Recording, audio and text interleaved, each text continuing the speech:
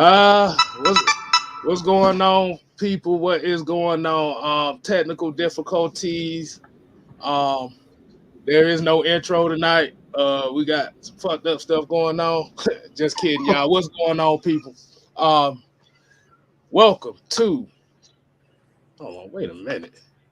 Yeah, we can't leave them without a bland background. Hey, welcome to Tuesday night's Heavy Hitters AFN style. As you already know, this is your boy, 6-man KStylzz. Get my high quality H2O. H2O, baby. To my stage left, as you see, Mr.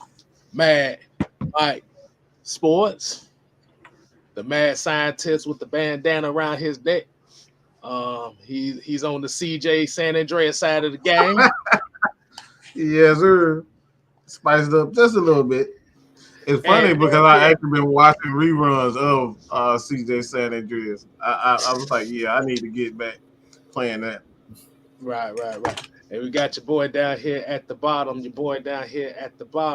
Mr. Jew Talk Sports, the minister of AFN. What's going on, fellas? How are we doing this evening? Gravy, baby. Baby. It's bittersweet, KStylzz, because it's the season finale, so it's bittersweet. Bittersweet. But like I said, before we go ahead and get into the real roll call,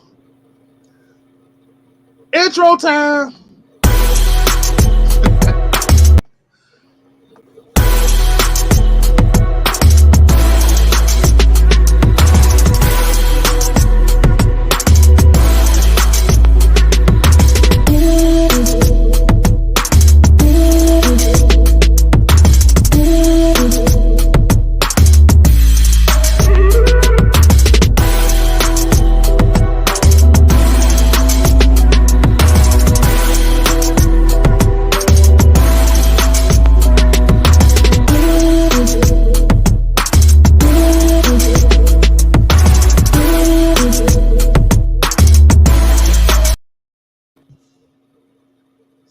We couldn't have a show without doing that. Y'all know better than that. So you know what we got to do, man. Now it's time to get to the real roll call. Somebody said I look like I'm in a penitentiary. I'm like, hey, big fella, you still so look good over there. Like, you gonna eat your cornbread? Like, no, you can't have my booty. I was just watching Boot Bouncer. But as we know, at the roll call go, we got Mr. Joseph Thornton in the building. We got Miss Asia Green. We got Dee Dee. We got Noah Tyndale. Shouts out to Noah. We got Michael Walker in the building. Not that Michael Walker, but Michael Walker. YMOF Jamal. We got Low Ski, Raheem DeVille, Mr. Motivator, and we're going to do one more in Sean Corleone. What's going on, fella? How we doing this glorious evening? We on the cusp of the final game of the year, which is our biggest rivalry game, part 2. Mm-hmm. How we feeling about it? You know how I go, KStylzz. We got to protect home field. Bottom line, we already went to New Orleans and beat them down at home. So this is the last game of the season. We can spoil the playoffs for them. So at this point, hey, look, we know that this is the biggest rivalry in the NFL. Like, this is like a collegiate rivalry between the Saints and the Falcons. And I think we see how we played against the Bills. I think this team's gonna come out pissed off. I don't know if you guys checked out the Falcons Audible. That's something I check out on AtlantaFalcons.com on their YouTube page, and they talked about it. This team plays for 60 minutes. KStylzz says it every week.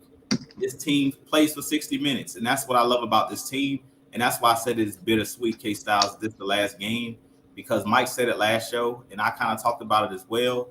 This team, for all that they battled through all year, this team deserved to make the playoffs.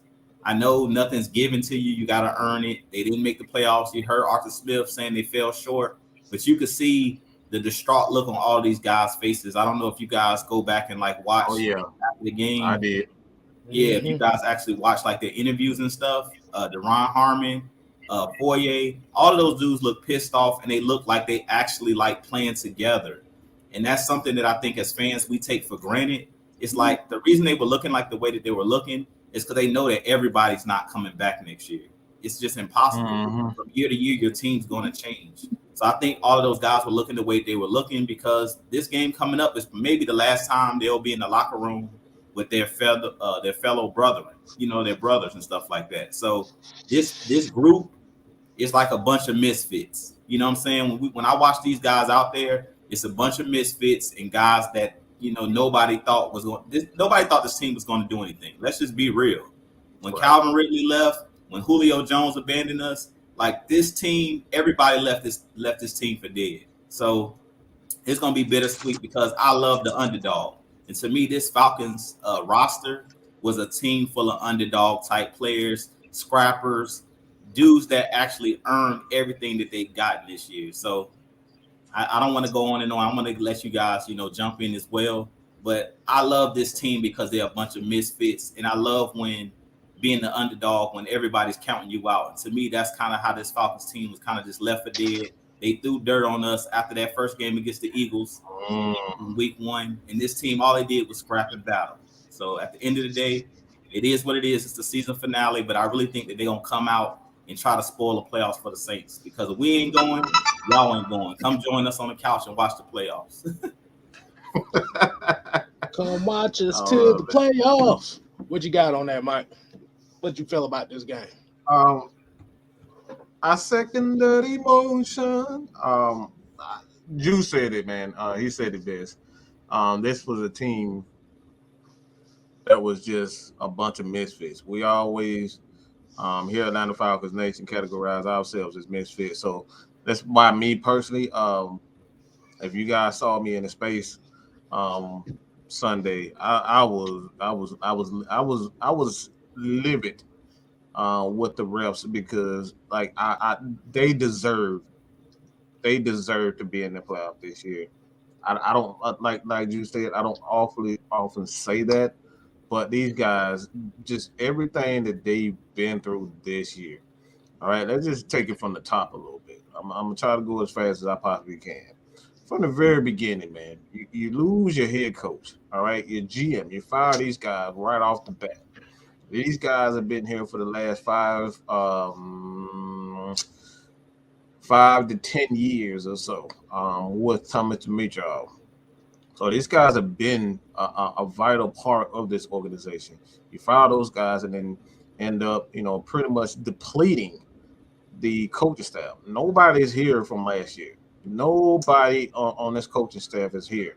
You pretty much deplete the. You got a couple of guys on the scouting staff that are still here, but like even the front office has been clean from the very bottom. So I hear people all the time, well, we rebuild. We did, okay? That's as closest to a rebuild that you could possibly get when you talk about depleting every aspect of this team. The coaching staff, the front office, the players. We don't have to go into the players, but you know, Julio, the stunt that Julio pulled, you know, pretty much, you know, Calvin Ridley starting off slow. He act like he didn't really want to be here. You can see it in his, the you know, how he played and his gameplay. I don't really want to go into that right now, but there's been some news on Calvin Ridley's surface today. We're going to get into that, but it's just so much the injury to Isaiah Oliver, you know, Eric Harris. These guys have played their heart out. You're playing with guys that are just these guys. Most of these guys weren't even in the league last year, and they're playing for the Falcons. Let's think about it. These guys were backups to most teams, backups on most teams last year. Anthony Rush wasn't even in the damn league, I don't think. You know what I'm saying? So, like, you got so many things that played a part in that season. It's like I don't think any team would have, if it was any other team, I don't think any other team would have withstood the test that they had this year. And I just got to give it up to one more guy. And like at this point, you got a mental problem if you can't see how great Matt Ryan is. I'm just gonna say it. The dude is literally 246 yards away, 247 yards away from going for 4,000 with the players that he has on this squad. Cordell Patterson is a throwaway. Nobody really wanted Cordell Patterson, but he forced them with his athleticism and his natural gifts. All right, Mike Davis, another throwaway. Like he's a misfit. This team is just misfits. Like these guys, nobody wanted these guys. Zacchaeus, Russell Gage. I could just go on and on. Nobody really wanted McGarry. Nobody even really knew anything about Chris Lindstrom. Hardly anybody knew anything about Matt Hennessy, Jake Matthews. Yes, he has that family lineage, but a lot of Falcons fans just want to replace him at the drop of a dime. Like he's not the best. One of the better left tackles in the league. And Jalen Mayfield, he started out horrendous in the preseason. That dude was absolutely trash in the preseason, and he turned his season around. So when you look at this up and down, I'm not even going to go to defense because it's been quite long enough, but this season, they deserve every bit of the 8-7 wins. Now, I'm just going to say 8 wins, all right? We're going to beat their ass, all right? I'm going to just put it that we're going to beat their ass. We're going to send their ass home so they can sit down and eat that goddamn gumbo. And I'm going to just say it like that. So, period, point blank, that's all. That's all. Oh, hey. Yeah, I feel you on that. Yeah, put it right there. Oh, my bad. I was just getting the couch prepared for the Saints right quick after this game. But, I had to make sure everything was straight. But, yeah, like I said, this game right here, as we know, the Saints got everything to play for. Falcons got nothing to play for, which means this might be the freest that this team has been in a very long time. There's a couple teams that's playoff hopes is riding on this game, not only the Saints, but the 49ers as well. I'm kind of on the boat with y'all as far as talking about a team of misfits. Let's just keep it real here. This team was literally built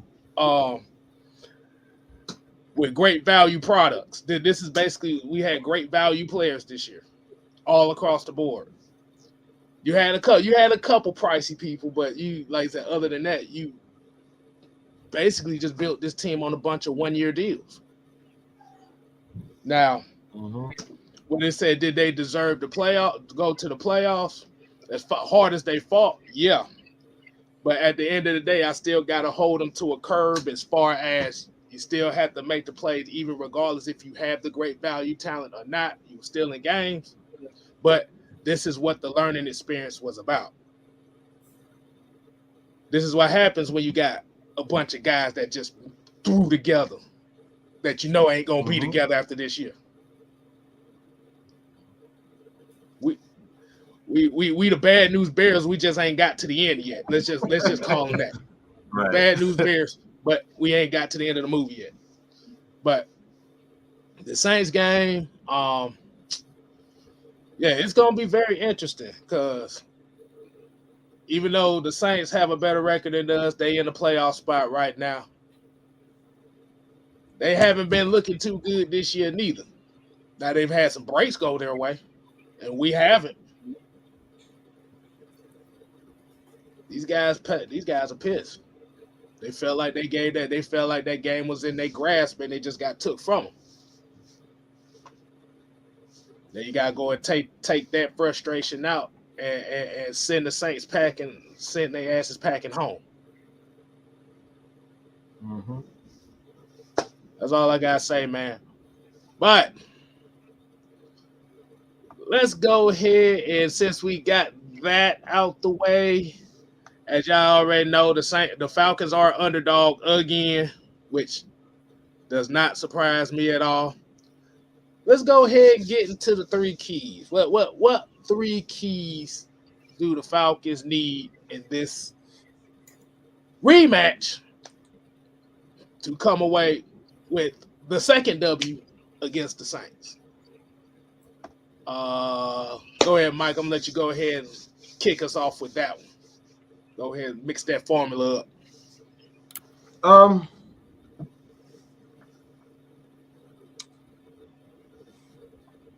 I'm gonna say the first one is come out aggressive. They gotta come out aggressive. We gotta get Matt Ryan at 4,000 under no circumstances. You can't allow him to not get it. So you gotta go all out. You gotta be super aggressive. Throw those deep shots. Make sure even if Pitt does not play with his hamstring, you gotta go all out. You can't nickel and dime this game. You gotta go out, throw. Like I said, Matt Ryan, he deserves to be in the playoff. That did not happen. So you got to give him that 11th. I think it's 11 straight 4,000, maybe 12, but he got to get that 4. You got to get Matt Ryan that 4. You got to try to get Kyle Pitts those numbers, and at this point you got to give those guys opportunity to get those bonuses at this point. They got to come out aggressive. 1, 2.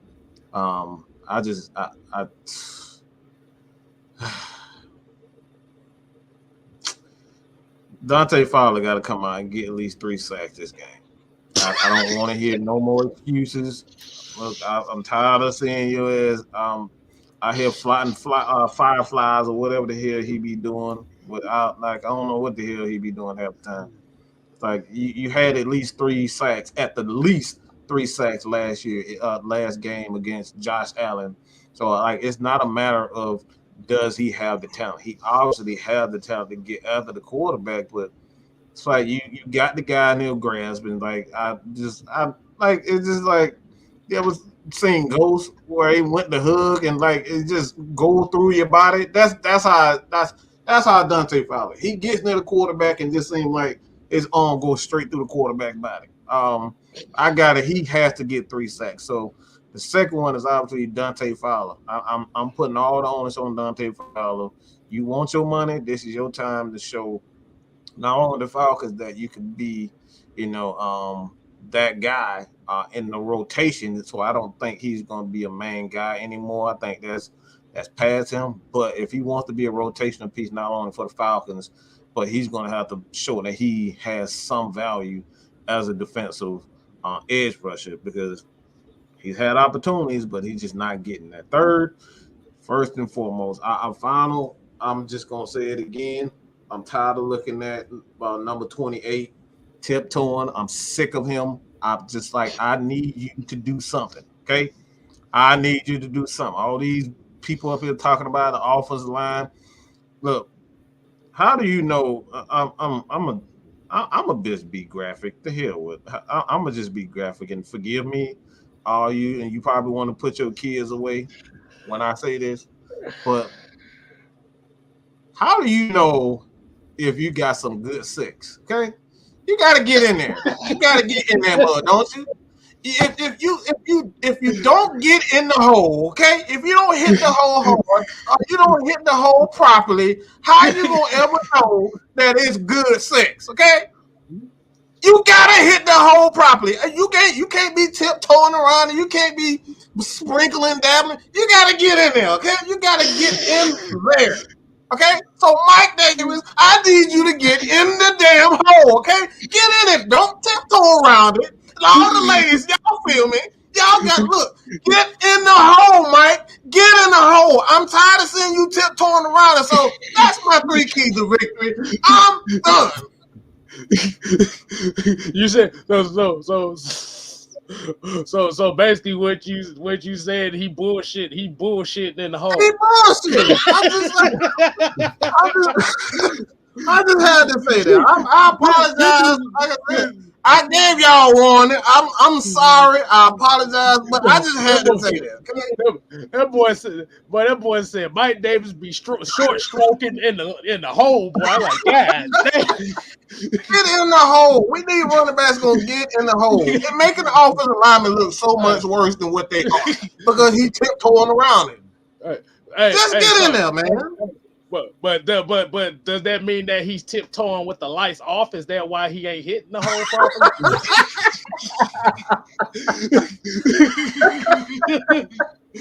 Oh my God. Well, I'm about to say, I see why Trina and Missy Elliott's on that song. They were talking about Mike Davis. Oh man. But let's get on the serious side. I'm gonna go ahead and go next with my 3 keys because we gotta let the minister take us out on this one because he's gonna spit that straight heat. But let me go ahead and get my first key out here, and I pretty much just said it. You ain't got nothing to lose. Throw all that shit out the window. All that like I said, everything, just throw it out the window, but do it controlled. You gotta play controlled, but you gotta play with a frenzy. I'm sorry, Mike. You just threw me off with that shit. You just threw me off. It's the comments. Look, man, it's the comments. Wow, the comments, bro. But yeah. You just threw me off just a little bit on that. But I'm sorry, man. I'm sorry. But yeah, basically you ain't got nothing to lose, man. You just gotta go out there and just play your game. Like you said, guys, like Mike said before, you playing for incentives now. This is the point in time where we just need to find out who wants to be on this team or not next season. Like I said, you got a lot of 1-year deals. You might have a couple more 1-year deals coming in after this. So we have to play with controlled emotion because, like I said, it's a rivalry game. And, with situations like this, penalties will come. We have to control that, but play with a rage at the same time. 2,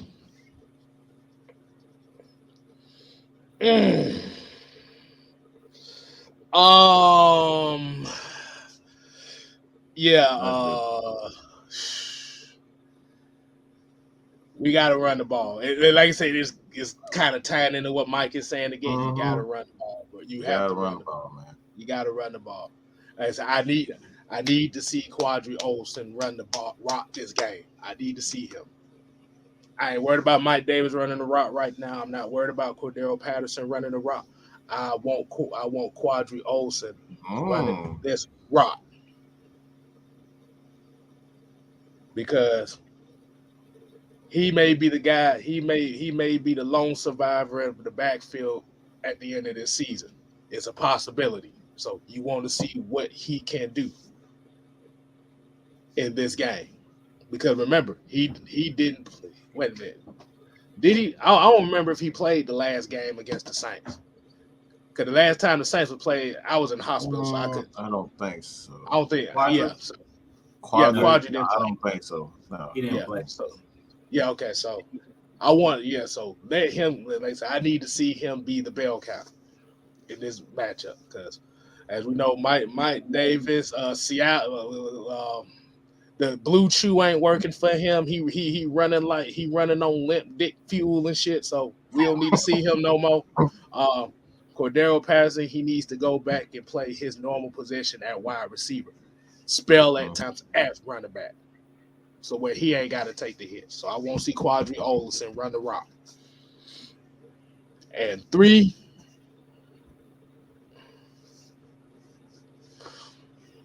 Don't worry about what nobody else out here is saying. Do not worry about the criticism from the Falcons, from the Falcon media and the fans that are talking shit about this. As the players, don't worry about the media. Fuck them. This is your game.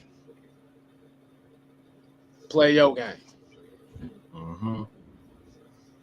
And that's my 3 keys right there. Oh, and like we said, 60 minutes. That's the universal right there. 60 minutes. That's the law. That's the law right there. All right, let's go ahead and pass this down here to Jew. What you got for us? So the first key to victory for our Falcons to win this game, it's going to be win the turnover battle. Win the turnover battle because we on the road. This defense is on the road as far as turning them over. Win the turnover battle is 1A. 1B for this game is once you get that turnover, you have to capitalize on it. The offense, you have to score on those short fields. When you get that turnover, whether it's an interception, whether it's a forced fumble, you have to go. The offense have to capitalize on the turnovers because that's something that we haven't been doing. In this last game, Foye came up with a key interception in the start of the third quarter, and we didn't go down and score on the short field. So we gotta do that. Second key to victory in this game is going to be run the ball. KStylzz just talked about it. You got to run the ball in this game, and you have to establish the line of scrimmage. We did that in the first game against the Saints. We know that the Saints, the strength of their defense is the front seven. So you got to set the tone on the offensive line, Mayfield, those boys up front. I don't care who's running the ball. Like Mike was saying, whoever's running the ball, just hit the hole. You got to, because in this game, the Saints is one of those teams where they going to hit you in the mouth if you don't hit them first. And I talked about this a couple shows ago where you got to throw the first punch when you playing the Saints, period. You got to throw the first punch because the Saints is one of those teams that they're going to try to intimidate you. They're like bullies. The Saints, we always talk about their secondary holding and things of that nature. Marshawn Lattimore and those guys in that secondary. I forget the kid's name, number 22, that KStylzz that you love for the Saints. I can't think of his name right now. But he talks trash to everybody. And he got punched by somebody on the Bears. Gardner Johnson. Yeah, Chauncey Gardner Johnson. Yeah, him. You know, we know how the Saints secondary and those guys are. They're gonna do everything in their power in this game to intimidate. So we gotta come out in this game and establish the line of scrimmage, as we always talk about. The third key to victory in this game, Mike said it already. Matt Ryan and Arthur Smith, this opened up the offense. Like in this game, we have nothing to lose. We have nothing to lose in this game. So if I'm coming out, if I'm the actual the offensive play caller in this game as Arthur Smith, you gotta open it up, trick plays that you were afraid to call all year, you gotta call in this game. We got nothing to lose in this game. So if I'm Matt Ryan, I'm getting that 4,000 yards. I'm coming in this game telling Arthur Smith, let's open it up. Zacchaeus go deep. Russell Gage, Kyle Pitts, if you playing in this game, I already did my video earlier talking about Kyle Pitts. He's gonna get that 1,000 yards in this game, or that might be a record of 1,080 yards. He's gonna get it in this game if he plays.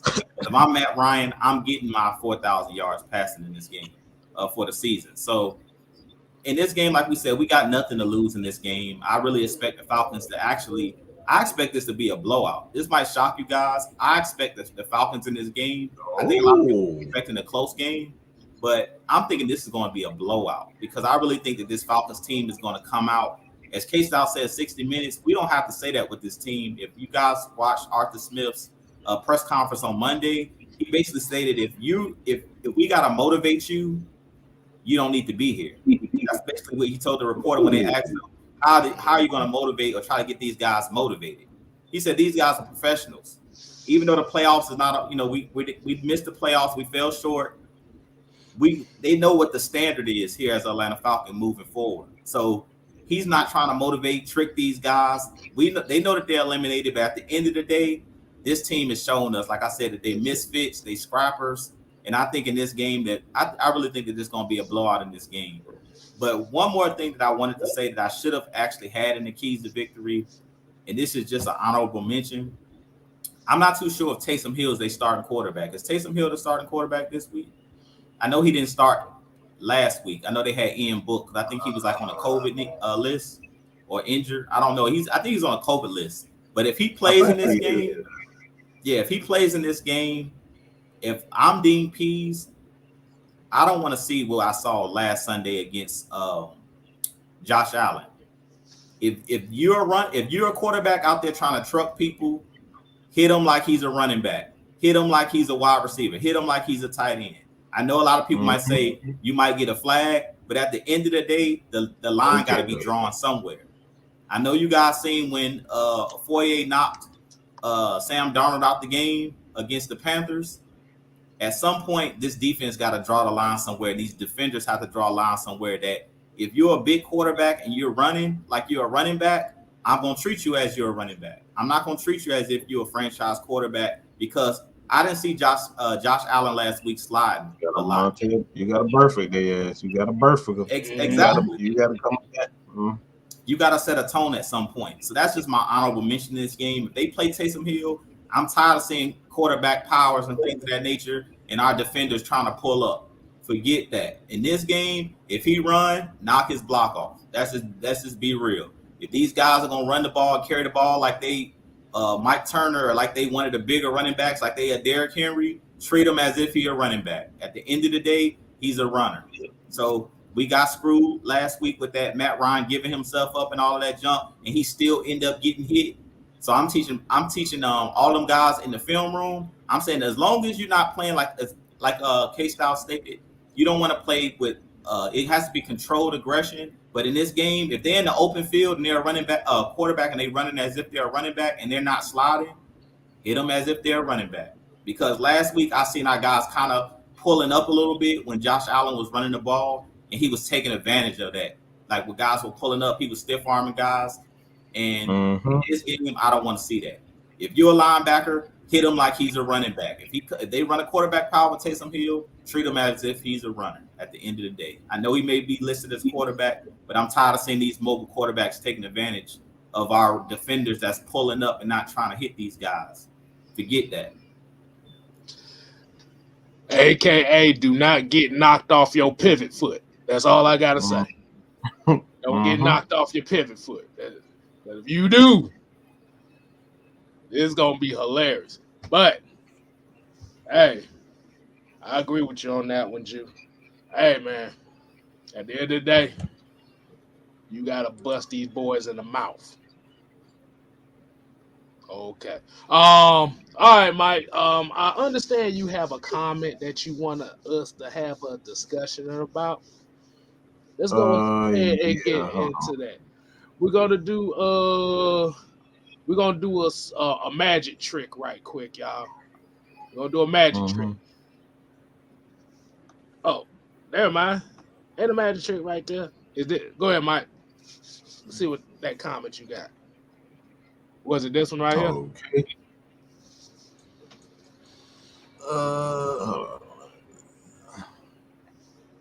And while he's pulling that up, let's go ahead and get in a couple of these comments.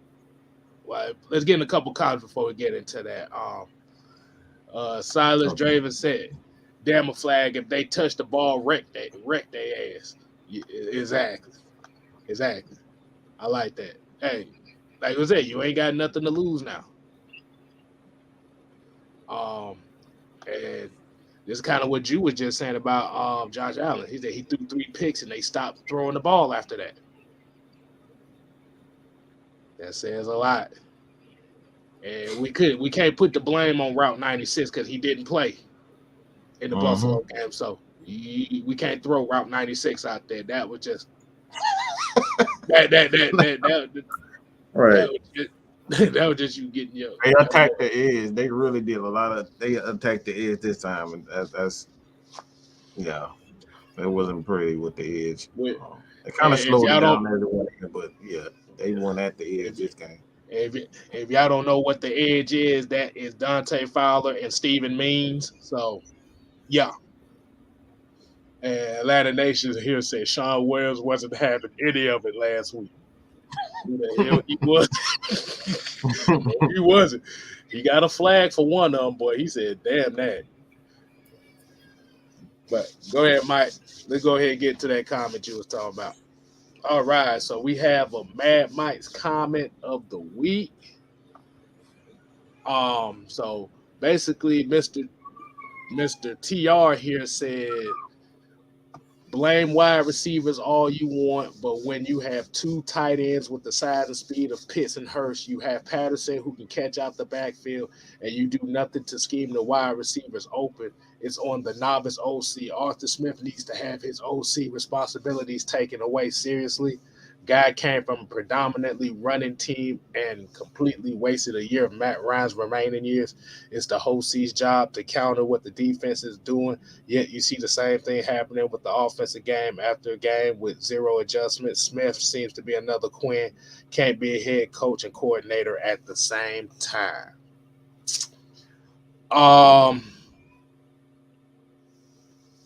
First of all, and shouts out to LT for this. I distinctly remember LT saying one time is, you make a point, but you kill your point in the same point you just made. He said, guy came from a predominantly running team. Remember, the Falcons was a predominantly passing team he came into. And this was a passing team that's not the same passing team that we had the last few years. Right. Now, when we talk about the two tight ends, yes, you got two tight ends. But if you actually pay attention to these games, these guys are literally getting bodied at the line of scrimmage. You can scheme all you want, but if your wide receivers can't get no type of release, that puts a lot of pressure on everybody else. And yeah, you got Patterson that can catch out the backfield. The reason why Patterson having I think the reason why Patterson's having the year he's having is because of the attention that Kyle Pitts is getting. And Hayden Hurst is in and out of the lineup. So, yeah. I can't say another Dan Quinn because at least, and this the part right here that got me. He said Smith seems to be another Dan Quinn, can't be head coach and coordinator at the same time. Let's talk about that. Let's talk about that real quick. Do anybody know what the record with Dan Quinn was his first year? 8-8, I think. Bam! That's it. Where the Falcons are, they're one game away from that. So what the hell? What if he is another Dan Quinn? His first 2 years here, Dan Quinn was that dude. He got us to a Super Bowl in year 2. So y'all cannot be making a point and kill your point. You gotta do your history. Nobody said Dan Quinn was absolutely worthless. Nobody said that. We said he did not make the necessary adjustments as time went on. He stayed complacent. You got to make adjustments as head coaches. Year to year is about adjustments. So what if he is? He's literally one game away from tying with the win total of Dan Quinn first year. So again, with less talent. I just make that point. With less talent. Remember, Julio Jones, Roddy White, Devontae Freeman, Tevin Coleman. We ain't even started on the defense. What do you think on that, Jew? Because, like I said, it's just another one of those cases where you made a point and then you killed your point in the same point you was trying to make. Yeah. I actually was thinking about that today. What Mike was just talking about. It's like, man, if we actually bring in some more talent next year, we could be a Super Bowl contender next year. Real talk. If they make the right move, and that's why I think we kind of take for granted. And I think I might do a video about Dan Quinn and Thomas Dimitroff because we kind of took them for granted. Like, yeah, it didn't end well for Dan Quinn, and that's what Mike was just saying as well. It didn't end well, and we kind of bashed Dan Quinn because of the way that it ended. But to be real, his first couple years here, he was successful. And to be honest, he should have been the first head coach to bring a Super Bowl trophy to Atlanta. Let's just be real. We don't want to get back into talking about the Super Bowl 51, but at the end of the day, Dan Quinn had us one half away from winning the Super Bowl. We was up 28-3. Let's just be real. So if Arthur Smith can get us to a Super Bowl and get us a 28-3 lead with the way that he understands clock management, if Arthur Smith was our coach in that Super Bowl, we're not losing that Super Bowl. The way that he calls plays and stuff like that. So in the way we were 7-2 and one possession games, 7-2. So if he gets a big lead, he's not letting that lead go away. He's a smart coach when it comes to time and possession. They've proven to us that they understand time of possession. So at the end of the day, I think that Arthur Smith is a great coach. So far, we've seen what he's done. Now, I don't believe in carryover. Like this year, we won 8 games, and that means next year we're going to win 10 games. It don't work that way because the team will change. And that's what I was just talking about. It doesn't always carry over. But Arthur Smith showed us, we see the weapons we got. Mike has always talked about, if we playing a game of Madden and this is franchise mode, how many players on this team, on that offense, you taking on your team? Let's just be real. You're not taking none of these guys. Boy, they'll be rotting away in free agency. I tell you that. You're not taking none of these guys. That's why I call them misfits and I call them underdogs. There's no disrespect to these guys, but we just devoid of talent right now. So once you draft, more talent and you bring in guys, and if we do get Calvin Ridley back or whatever, whatever happens with that situation, or we trade him and get draft picks, at the end of the day, this team is going to be, have more talent on it than it had this season because you already got a Kyle Pitts coming back next year. So you can add on that. Kyle Pitts, CP comes back, and then you bring in another wide receiver. Matt Gono comes back possibly, and you insert him on the offensive line. If these guys don't improve, you got guys coming back. You got Isaiah Oliver that possibly will come back. So it's a lot of talent that's on this team. It just the ball didn't roll our way this year. Like the injuries, guys stepping away from the game, it just didn't go our way this year. But I really think that if you give this roster to any other head coach in the league, I don't know if you get 7 wins or 8 wins out of this roster. Let's just be real, especially not in year one. Because I think that's another thing that we're not looking at. Not only did Arthur Smith get 8 wins or 7 wins so far out of this roster, but this is his first year. So you still also are implementing your scheme. And that's another thing that people are not really paying attention to. It's like we haven't seen it's layers to schemes. And that's something that Dean Pease was talking about when they asked him, how much of your playbook have you actually implemented? He was like maybe 20 to 30%. Like not even half of his playbook system has he even implemented. So let's just hold off on saying if these guys suck or not. Just like we say, give these players time to develop, give these coaches time to actually teach their scheme and bring in guys that fit their scheme. Because then again, these are not guys that they brought in. He inherited a lot of these players that don't really fit his scheme. That's the reason why they went out and got a bunch of guys on 1-year deals to try to fit their scheme. As you say, we went to the Dollar Tree, Dollar General, whatever you want to call it, and we kind of just tried to piece it together, bringing in guys off the street, practice squad guys, like being elevated. So we don't know. I really think that just from what we've seen this year, it's promising from what this coaching staff has showed us, void of talent. I could just imagine if Julio was still here with Calvin Ridley, with Kyle Pitts.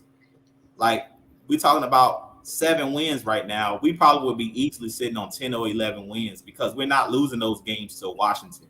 If you have a Julio Jones or Calvin Ridley, we're not losing those games, to even the Philly in the first game. You're not losing these games when you have, that talent. So I just say be patient with this coaching staff. I'm really impressed from what I've seen so far, and I'm just going to wait and see because we've seen Kyle Shanahan in his first year as the offensive coordinator.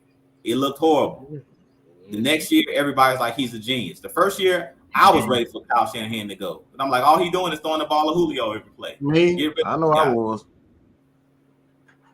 Yeah. So, and then the next year, we were like one of the highest scoring teams of all time in the league. So that just goes to show you it was layers to his offense. Matt Ryan had to get used to his offense.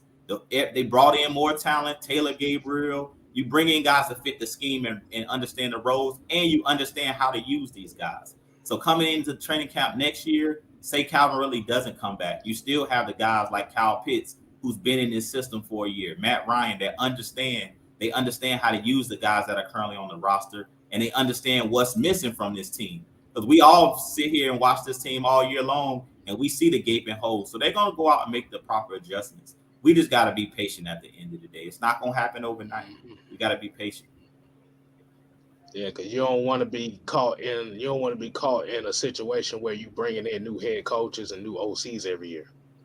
We seen that. What that get us? Bringing in guys. And that's really, to be honest, KStylzz, what you just said was the reason why Dan Quinn went downhill every single year, because he tried to scapegoat his coaches. Like, let's be real.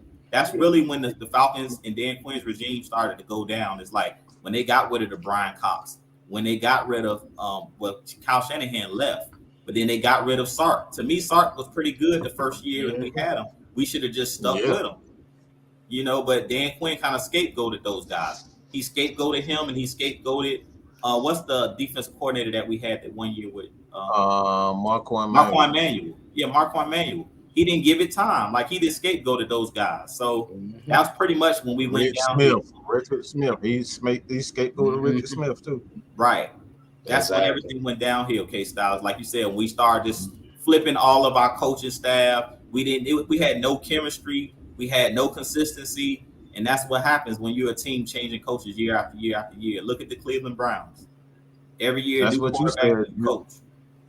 That's what you said. That's why you wanted the offensive head coach, so he can have that stability on the offensive side of the ball. Exactly. Right. That's the main thing you want to keep. You have that, and like I said, we have to use. And you just said the Cleveland Browns. You have to remember the Cleveland Browns went through a point in time when they was getting new head. I think for like 5 straight seasons, they was getting new coaches. Jacksonville. Look at Jacksonville this year. Jacksonville is another one like that too, and that's not how you decision on somebody. Gotta make a decision on the guy and stick with it. You can't keep changing plans every year, changing quarterbacks every 5 to 6 years or so. You gotta make a decision on the guy. When you get that guy, especially at the quarterback position, this is why the Falcons don't want to. Like, not even the Falcons. Like, even look at Pittsburgh. Ben Roethlisberger. I'm just gonna say that.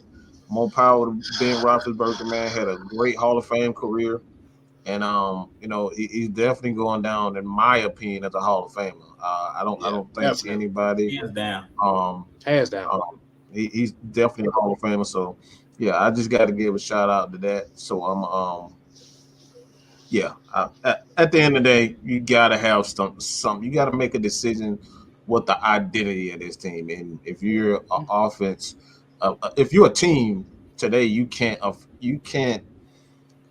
afford to not have that stability on the offensive side of the ball. You gotta have a guy. You gotta have an offensive guy. And I'm just gonna say this.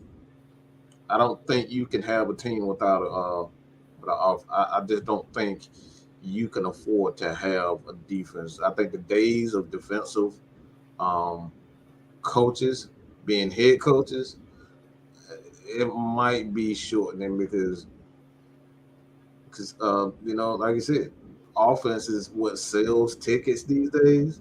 And offensively, you got all these guys, you paying a quarterback hundreds and $200, $300, $400, $500 million. You need that stability on the offense side of the ball. So it's like you're going to see more teams hire offensive coaches. And that's just my opinion. And I think the Falcons, for the most part, they realize that this too. The Falcons have had 3 straight defensive head coaches, if I'm not mistaken. I don't remember what Jim Moore was, but I think he's a defensive guy, if I'm not mistaken. I could be wrong there, but let me see, Jim Moore. But yeah. To be honest with you, I don't know what the hell Jim Moore was. I don't know where he did. I don't know where he's good at. I'm just gonna be honest. But yeah, I just don't. The Falcons have gone, defensive. I know for a fact that they've gone defensively 3 straight years, 2 straight years, and it was like, okay, this not working. We need to go offense. Yeah, and that was from 2008 to 2020. So you had 12. That's why I wanted an offensive coach, and that's another thing. Going back to the comment that was made, that y'all just pulled up, he was talking about Arthur Smith calling the plays. To be honest, sometimes that's the best thing to have is a head coach that is calling the plays, because you don't have to worry about them being hired from up under. Just like what happened with Kyle Shanahan. If he was our head coach at the time that the 49ers wanted him, they wouldn't have been able to hire him from up under the Falcons. But being that he was our offensive coordinator, it was nothing we could do. You know what I'm saying? It wasn't like we could. I guess you could deny them from interviewing them, but who wants to hold on to somebody that doesn't want to be here? So it's just like that's another advantage of having a Andy Reid, having a LaFleur that's coaching the Packers, that's calling the plays as the head coach. You don't have to worry about, like, that was the reason I kind of was pushing for an offensive minded coach, because Matt Ryan doesn't have to worry about my offensive play caller being taken again, because he's the head coach. So he can't be hired from up under. He's under contract. Unless we trade him or something like that, he's under contract. So I think that's another advantage of having that offensive minded head coach that's calling the plays, is you don't have to worry about another team trying to overpay or hire him as the next head coach for their team. So that's another advantage you have when you have that head coach that's calling the plays. Because if you look at most of the successful teams, the Sean McVays, a lot of these guys are calling the plays. But Kingsbury for the Arizona Cardinals, head coach calling the plays. I mean, that's just the way it is now in this new NFL. Okay. Yeah, because as we all know, defenses don't really change that often, but offenses are always evolving. You got to stay on the curve. You got to stay with the curve. Yeah, shouts out Miss Maggie T is in the chat. Y'all make sure y'all show her some love. Definitely, there's a lot going on right now, so keep her in your prayers. But I think you said you had another comment you want to go ahead and have a discussion about.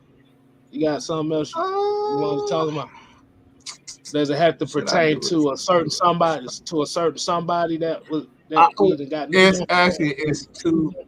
It's two comments. It's two comments. I'll do it like this.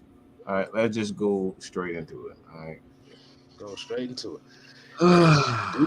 Dukes and Bell 92-9. Shouts out to 92-9 the game. He's asked if Calvin Ridley's future with the Falcons is in jeopardy. Steve Wyche tells Mike Bell, Dukes, I think so. The fact that he and the team has been so quiet and he hasn't surfaced, it appears like both sides could be looking for a fresh start. And it kind of goes into this comment as well. Okay. And shouts out to Ezekiel King with this one. He said, who do you think the Falcons will target in free agency and the draft, and who do you think will fit Arthur Smith's scheme for receivers? Yeah. Yeah, and I think that goes together. I think those why I put those two together. I'm not gonna go. I want to say something as far as the situation is concerned, but I'm gonna take the mature route this time and just hold my thoughts. But I will say this: where there's smoke, there's fire. Like that's just my opinion personally. Where there's smoke, there's fire. There's no need for just as a player, okay? No, I'm gonna just take the player out as a human being. You got people that care about you. You got fans that really look up to you. They love a lot of these. Like, cause look, I'm a huge Mark Calloway. If y'all don't know who Mark Calloway is, aka the Undertaker, I love the Undertaker. I will lose my shit if I ever made if I ever met him. And this is the guy that I, as a child, as a kid growing up, I watched this dude and I was mesmerized by him. So he is my idol. I hold him up this, you know what I'm talking about, up here with my father. You know what I'm saying? My parents. So when you got kids that literally they watch you every step, people just want to know if you're okay. So if you're not at least at the very least not showing your people, not showing your fans that, hey, I'm okay. I'm not where I want to be, but I'm getting there. If you're not at least doing that, for me, that's a problem. For me, that's a sign of selfishness, and you can take it whatever the hell you want to take it, but it's a sign of selfishness, and it's a sign of, you just worried about you. And at some point, people do have to worry about them, but at the same time, you got to understand people genuinely care for you. There's a lot of people out here who genuinely just want to know if you're doing okay. And this is the reason why I even said with Julio Jones, all we really needed from you was just, look, man, I appreciate Atlanta Falcons. Y'all, Falcon fans, y'all gave me the best 8-9 years of my life, my career. He didn't do that. He sent us this whack ass written statement that was obviously some bull crap, and it just didn't show any respect to the fans. And I think that's what a lot of players of today, and I will always say a lot of players today, just in sports in general, they just have no respect for the fans. They have no respect for the fans, and they just don't care. It's all about the money. It's all about, all right, I'm gonna get mine. And you gotta show, because without the fans, like, who is LeBron James as without the fans? Who is Kobe Bryant without the fans? Who's a Michael Jordan without the fans? Who's a Tom Brady without the fans? These fans are the reason why they are so great at what they do. So for me, I think Calvin Ridley should have done that at the very least to his people, the people that love him, spoken out, and we've seen nothing. All right. The reason why I say that goes into the draft. The draft, I don't think you could at this point. I just don't think you can disregard the fact that you got to go for a receiver. You got to upgrade this receiving core both in free agency and in the draft. You can't neglect it. Matt Ryan, whether he is the quarterback, no quarterback can be successful with this what we have. All right, no quarterback can be successful with what we got. Okay, I just keep it real. Especially a young quarterback. You're gonna bring a young quarterback, even to groom. For Matt Ryan to groom, he's going to need the proper tools. You can't be feeding him crap and expect him to be, a great quarterback. It's the same thing with we seeing with Justin Fields. Justin Fields doesn't have a lot of weapons up there. You got to make sure that he has the proper weapons. The guy, the guy in New York, he doesn't have a lot of weapons. You look at Trevor Lawrence, he doesn't have a lot of weapons. And this is why these guys are starting to slowly go down, because they don't have the proper weapons. Quarterback needs weapons, all right? No quarterback in the game has ever done anything by themselves. You look at the best, they've had Hall of Fame receivers. Every quarterback that is in the Hall of Fame has had a Hall of Fame receiver, whether it's a receiver or a tight end or a running back. They've had that. So no quarterback can do that without the proper weapons. And I say the Falcons are going to get a receiver. Whether they trade the pick, trade down, I don't know, but they're going to get a wide receiver. Yeah, because by looking at this wide receiver free agency class as of right now, it ain't looking too good for receivers right now, because right. we know Devontae Adams, he's going to get paid. You can kiss that goodbye. Mike Williams from the Chargers, he's going to get paid, so you can kiss that goodbye. Outside of that, the best you can do, Sammy Watkins, I'm good. Allen Robinson, Will Fuller. You said I'm good quick. I'm good, bro. Oh, man. Like I said, Allen Robinson is kind of like 50-50, but it's like when you look at this list, like I said, like you said, you'll look at a Jamison Crowder. Heck, No. That's it.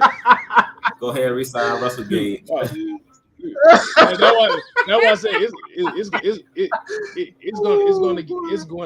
it's going to get to a point where, like I said, Russell Gage will get re-signed. Chris Godwin gonna get re-signed by the Buccaneers. Ain't no ifs, ands, or buts about that. So you can kiss that one goodbye too. I say the closest person that you can shit. They got nothing but damn small ass receivers in the damn free agency, boy. Outside, like I said, I think the only name that I will look for in this draft, in this free agency right now that I am seeing is Alan Lazard, but he's restricted, so you gonna have to give something up for him. Mm-hmm. But outside of that, I'm resigning Russell Gage because everybody else looking like, I don't know about it. Right. They got Alshon Jeffrey at the bottom of the list. So. Oh boy. Oh man. Nah. I think what's gonna hurt Michael Gallup is that injury. Like I said, that injury. Mm-hmm. Yeah, that's gonna hurt. That's gonna hurt him. So T.Y. Hilton, he's not gonna fit in this offense neither. Nah, he little too.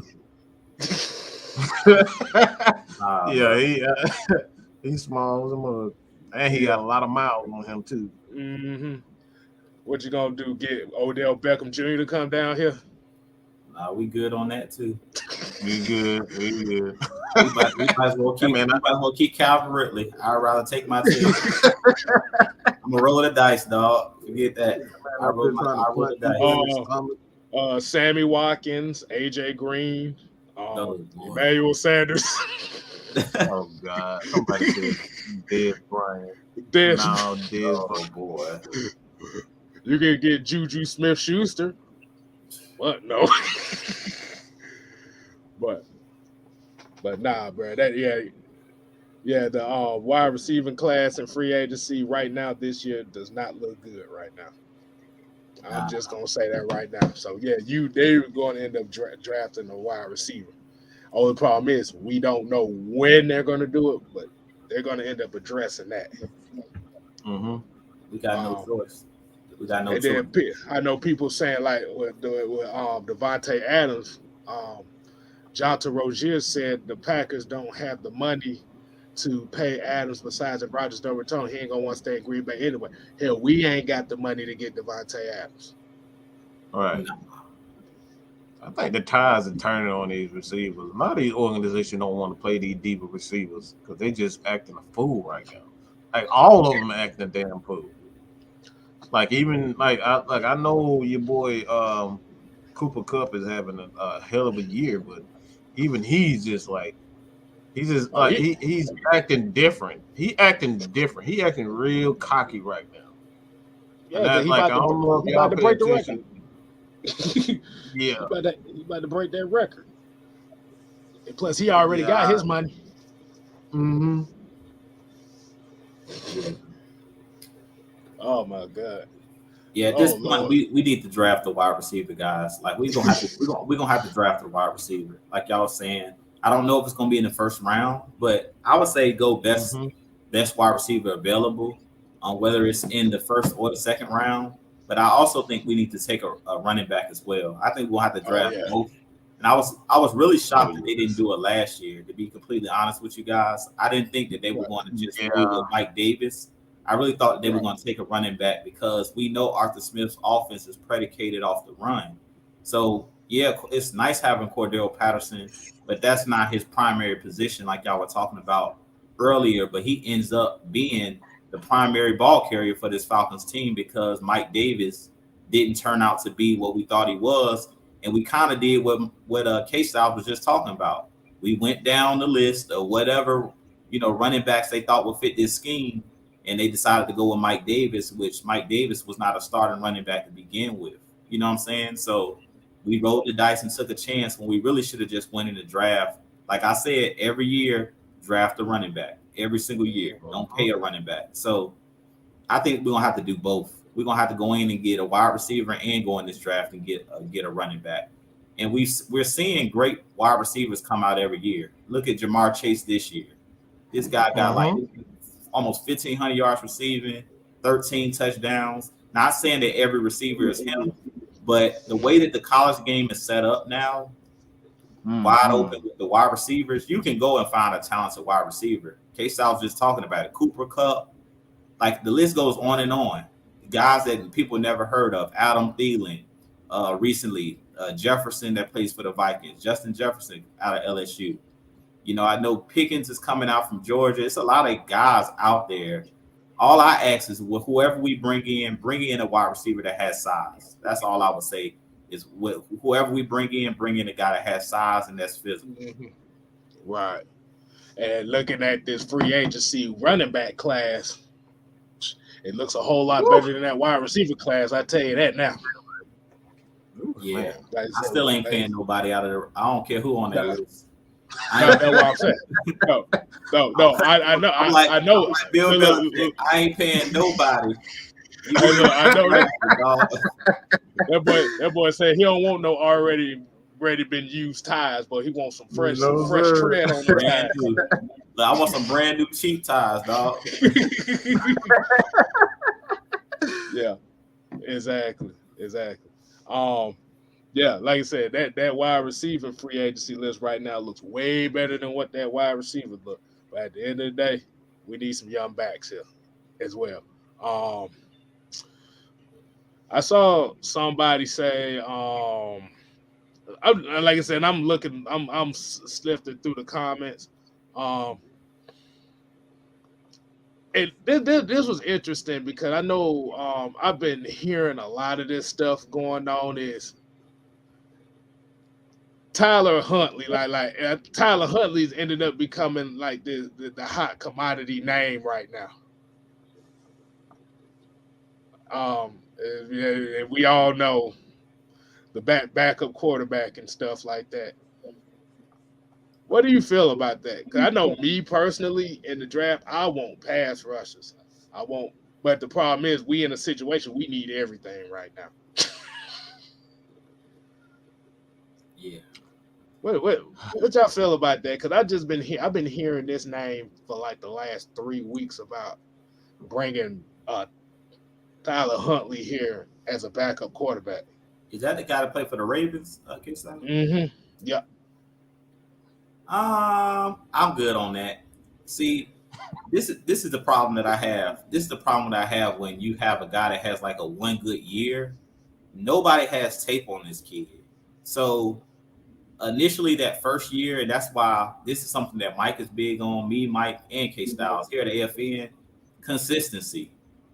Like I heard Shannon Sharp and they were talking about it on Undisputed where he was saying that he thinks that he throws the ball with better anticipation than Lamar Jackson, and he's a better pocket passer than Lamar Jackson.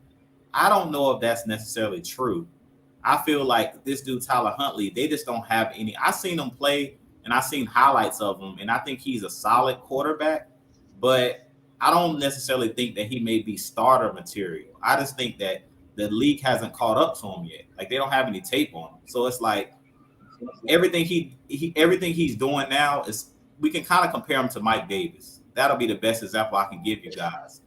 Mike Davis with the Panthers, it was like, oh man, C-Mac went down last year. He had over 1,000 yard all-purpose yards, but it was kind of like there was no expectations. It's the same thing with Huntley because they got Lamar Jackson and he's hurt right now, former MVP. It's kind of like he has no reason to be scared. He's basically playing with house money, as what you was talking about, KStylzz, like the Falcons this week against the Saints. He has nothing to lose. Like he knows Lamar Jackson is the franchise quarterback there for the Ravens. So at this point, Huntley's out there playing free. He doesn't have any pressure really on him because he's the backup. So I'm very careful when I take a backup player and make him a starter or bring him in because, like I said, you really don't know because no team really has any tape on this kid. It kind of reminds me of also like a Nick Foles situation. We seen Nick Foles with the Eagles win a Super Bowl, then go be a starter somewhere else, and he wasn't the same player. You know what I'm saying? It's like he caught lightning in the bottle. Same thing with a guy like Fitzmagic or Fitzpatrick. He was another guy like that where every time he was a backup somewhere, it would like when he would get into the game, he would do some special things for a couple games. But if you ever went into the season with him as your starter, it always went south. And I think it'll be the same thing with this kid Huntley. I mean, I don't know. I just think that I need to see more out of him. See him in the year. See him in next year, where guys have tape on him to know really if he's really that guy. Because right now, I just think nobody has tape. They didn't know what to expect. He kind of was just thrown in the game.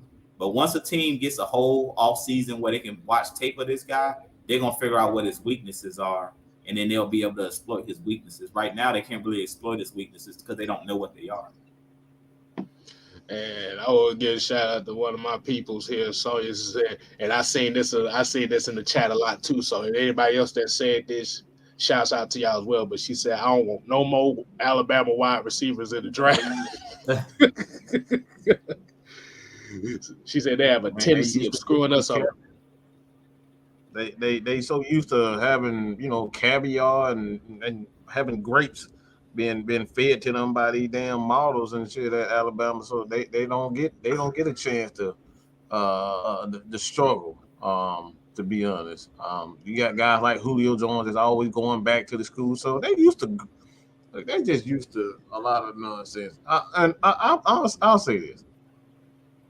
I don't think you should waste anything on a quarterback right now. I think right now is not the time to focus on a quarterback because, like I said before, you want to establish one thing before you even bring a quarterback into this. You got to establish the running game, and you got to establish consistency with the offensive line before you even think about spending money on any quarterback, whether it's Tyler Huntley, whether he is good or not.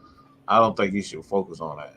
What I would do is I would invest as much as I possibly can in Felipe Franks. He already knows the system. Bring him back. If he isn't a thrower, he can use his legs. Just play more to history because Matt Ryan is that guy. All right, let's just say he is that guy. I don't foresee him going anywhere anytime soon. But you can't bring a quarterback in here. He's going to be destined to fail without the proper running game, the inconsistencies with the offensive linemen, and we know those wide receivers are just doo-doo, okay? They doo-doo. They some smelly poo-poo, all right? They're not going to get it done. So I don't want to, me personally, what I'm going to do, if you do, for whatever reason, I'm not spending no more than $2 million on him. I'm not doing it because you can essentially do the same things with Felipe Franks and just do what you said, invest in the trenches, but go and get a bunch of offensive. Just go get a bunch of running backs. Run the damn ball. Get a bunch of running backs, run the damn ball, play solid defense, invest in your defense, get a bunch of running, and just pretty much recreate what the DVD was. That was the blueprint. And shout out to Dan Reeves for that. He created that. Mm-hmm. That was his vision, the DVD. It's like we had a solid defense, we had solid running game, and Michael Vick just added that, that extra oomph to what we already was. So at this point, don't bring in any other quarterback into a situation that is destined to fail. I just don't think that's the proper thing to do. You roll with Matt Ryan, you roll with Felipe, but I will not bring any quarterback into this running game. It's fixed. I'm not doing it. I'm not setting these players up for failure. It's not the right way to do things. And we also have a Cash App. Shouts out to Mackenzie Kendall Mayweather for the $2 support. Thank Definitely you so much. appreciate that. Definitely appreciate that. But damn, I forgot what I was gonna say. I actually forgot what I was gonna say. Um, yeah, I'm kind of on that. Yeah, like I said, I want to build this foundation. As much like we said earlier, this technically, even though we was in denial before the season started that this was not a rebuild, and the reality was this was a this was the start of a rebuild. But the biggest difference was you got a head start on the rebuild early because you played all your rookies. You let them get their feet wet up here. Man, and I think like you said, it all starts in the trenches. It starts with running the ball. You need a running back. You need edge rushers. You need a wide receiver. It's like I said, it's just too much. It's just too much that we need right now as far as trying to. It's just too much, man. Because bruh, Jacob Tatui Mariner is still one of the top 3 sack artists on our team, and he ain't played for this team since week 8. You heard me, Mike? Yeah, I hear you. Did I wonder if y'all understood that. Jacob Tatui Mariner is tied for second in this team in sacks, and he ain't played for this team since week 8 or 9. Whew. We need them trenches, but we need a lot. But the one good thing about it is you got to see what these young guys got to do. They can only get better from here. If they don't get better from here, then you draft. That's why you got the draft. You got to build your team through the draft. Free agency is just the cherry on top. But in order for you to make the cupcake, you got to build through the draft. And did somebody say trading Kyle Pitts? Wait a minute. What the hell? I'm not even going. You know what? I'm not even going to get into that. I didn't read that goofy. Put your ass in timeout. I'm putting you in timeout. Nah, bro, he got too much going on, bro. You trade him, you really ain't got nothing. But we're gonna go ahead and wind it down for tonight. We definitely appreciate y'all tuning in on this Heavy Hitter Tuesday, which is the final heavy hitter for the regular season.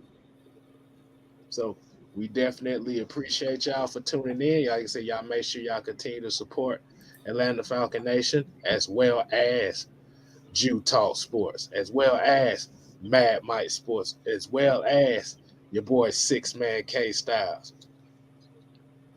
We definitely appreciate that, man. And like I said, I'm just glad. It's just like I said, it's been a hectic season. It's been a roller coaster. We done seen a whole bunch of stuff going down. We still here. We still giving you the same content. We still giving you the same energy, win or losses. And this is what a lot of the Falcons fans that still ride with this team, they need voices like that that's going to still ride it down with this team, regardless if you win or lose, because you got to keep morale up. That's just what we do, man. So fellas, y'all got any final thoughts y'all want to get before we go ahead? Go ahead, G. Well, I just want to thank everybody for tuning in as always. Like you said, it's the last heavy hitter show for the regular season. It's the season finale. But we're gonna end on a high note. Last home game of the season against our rivals, the Saints. So we'll get to see this team one more time for the year. Hopefully they can end on a high note at home. Like you said, man, I'm proud of this team no matter what. Like you said, we ride or die. We bleed that red and black all day. We're gonna always rep our team no matter what, whether it's 0-17 or whether it's 17-0. Like I said, I think that this team has something to build on heading into the offseason. So if we can end it on a high note at home, Arthur Smith and these guys, I expect him and Terry Fontenot to get in the lab and bring in some more players. Like we said, bring in some more talent that fits this scheme. And I think we're going to see a much different team next year. But they're starting to build that winning culture. As we say, they're laying the foundation right now. This season was to lay the foundation at the end of the day. And to me, they did a solid job of laying the foundation to get 7 to 8 wins in your first year and basically be like a 500 team. Basically, this team all year have beaten the teams that they were supposed to beat.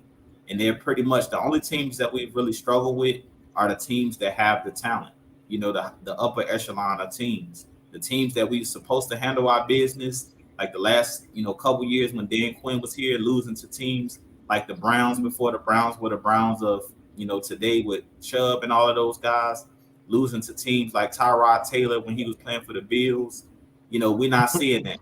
Out of this group, we've seen the games that we're supposed to win, the teams that we were better than, like the Lions, we won those games. So, like I said, that's all you can ask for. These guys have laid the foundation.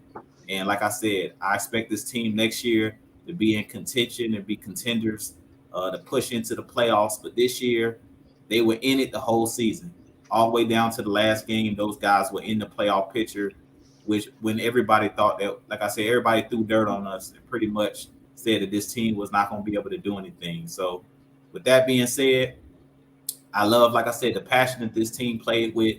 Shout outs to Matt Ryan and those guys that's in that locker room. Shout outs to those guys, Arthur Smith, Terry Fontenot, for a great season. And like I said, I expect them to, bold prediction, I expect this to be a blowout on Sunday. I think they're going to blow the Saints out at home and shock a lot of people, knock them out the playoffs, and then we'll be able to build on next year. But with that being said, I'm going to kick it over to Mad Mike. But I appreciate you guys. Definitely hit that like, subscribe button for us. We shouldn't be too far from 2,000. So definitely go over and hit that like button, like and subscribe button at AFN. TalkSports. I think I'm like 7 away from 1,500 subscribers. So I appreciate you guys. Get your boy to 1,500 subscribers. But I appreciate you guys.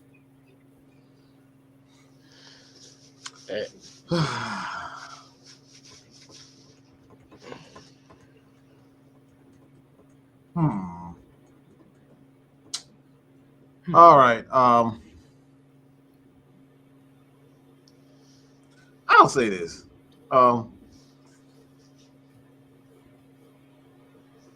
This Falcons team is a lot more.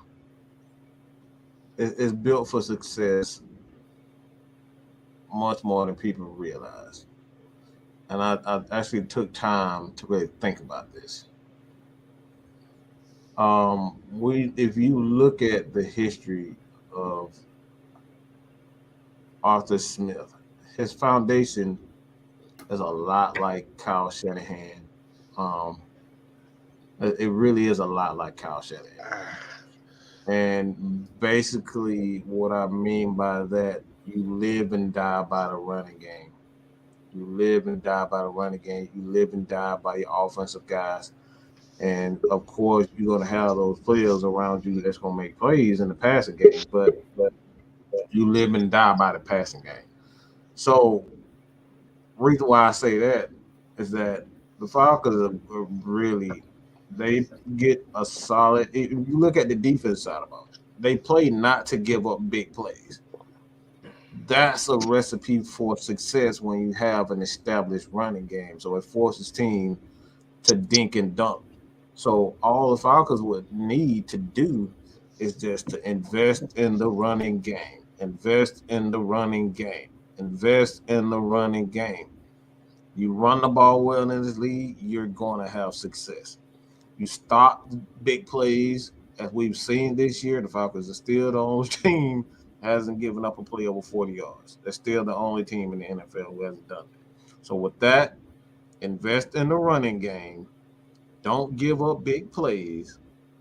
The Falcons, with a veteran head coach, a veteran defensive coach, a veteran quarterback, and a young general manager who has shown that he can make something out of nothing, because that Julio Jones situation could have got real ugly, and somehow he found a way to not only make Tennessee pay for the contract, but he got us a second and a fourth, and I think a 6th or 7th. So he got us picks in that situation. So this is a recipe for success, and I think a lot of people are going to be shocked at how fast the Falcons get back to winning. And it's going to be right back to old Dan Reeves, grind it out, play solid, hard-nosed, disciplined football, and we're going to get back to being accountable. Accountability. That's something Mr. Reeves always stated. You can go back and watch our interviews with quite a few players. They always said Mr. Reeves was always a guy accountability. Accountability. You're not going to come in here with that foolishness. All right, you're not going to come in this locker room with this foolishness. If you got some foolishness going on and he walk in there, everybody straighten up. That's what I like about Arthur Smith right now. You coming there with that foolishness. If I feel like I got to motivate you, your ass is out the door. No more of that type of stuff for Atlanta Falcons. The culture has changed. And Ms. Maggie, what you got? Hey everybody, how y'all doing? I just wanted to get on while I got a little energy. I know I didn't even realize this was like the season finale, so I definitely need to announce this. I'm okay. It's just a lot of fatigue and dehydration and just getting better. And then we're mourning the death of my godmother's mother. So that's kind of, everybody over there got COVID too. So that's why I put out the Cash App just to kind of send her some Gatorade and things like electrolytes and things to kind of get her back into her, feeling good, because guess what? We got to bury somebody soon. So it's like we got to get together and just, I don't know how it's going to be. It's kind of sad time because it might end up being virtual. And she was like the big mom of the family, if you get what I'm saying. She was 88. Dementia, but I think COVID probably pushed it. But I'm here to say this, that we are a family. I appreciate everybody that's come here and donated and showed love. I know everybody have their own things going on in the chat. I've seen everybody's lives develop and, I got this and I'm sick. And, we're all going through something here in the United States and, or all over the world, honestly. And I just want everybody to stay safe, pray. It's time to uplift. And I'm going to be starting my motivational videos again on my other channel that I kind of put on the sleep. So you're going to see a lot more of that. And as well as you probably wonder where Miss Maggie T's channel went. We migrated that to the All Atlanta Sports channel now. So I've been incorporating a little bit of my Hawks media updates and things. So that's going to be our focus. Hawks, Braves, Atlanta United. We might even incorporate some wrestling. Y'all been asking for it. We about to give it to you. So y'all been there for us. In 2022, we got some big people behind us coming. It's a lot about to happen and change. What you knew AFN as, you're not going to know it again like that starting this year. So y'all just be on the lookout. I appreciate everybody supporting, donating. It's much appreciated. So start looking on over to, Atlanta Diehard Fanatics. We have 2 channels. We'll give you guys more details about it. But at the same time, Atlanta Falcons Nation doesn't stop. So it's always going to be content, but we focus more on educating you and some history in the off season. So, and maybe even some shows from some people. So different type of shows. So y'all just hang tight, watch it happen. Okay, and I'm just go ahead and get back to resting. But I love everybody. Okay, appreciate you guys. I'm out. Definitely shouts out to her. Like I said, y'all keep them in your prayer. You keep everybody in your prayers, because you never know what the hell can happen out here. Like I said, definitely continue to support. We got Whiteboard Wednesdays coming on tomorrow with your boy Noah Tyndale. And then following that, you're going to get the 6-man combo season finale on Thursday. So y'all be on the lookout for that. And as we say here at AFN, we ain't here to play. We here to stay. You ain't got to go home. But you gotta get the freak out of here. Deuces.